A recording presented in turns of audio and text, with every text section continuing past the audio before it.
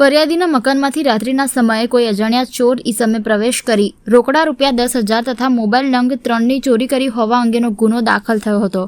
જે અંગે સર્વેલન્સ માણસો બનાવની જગ્યાએ જઈને આજુબાજુના સીસીટીવી કેમેરા ચેક કરતા રાત્રિના સમયે 2 ઈસમો ફરિયાદીના મકાન પાસે શંકાસ્પદ જણાઈ આવતા ટેકનિકલ તથા હ્યુમન સોર્સના આધારે તપાસ કરતા ફરિયાદીના મકાનની નજીકમાં રહેતો સમીર હુસૈનશા દિવાન તથા જબ્બરશાહ ગફારશા દિવાને ચોરી કરેલ હોવાનું જણાયું હતું।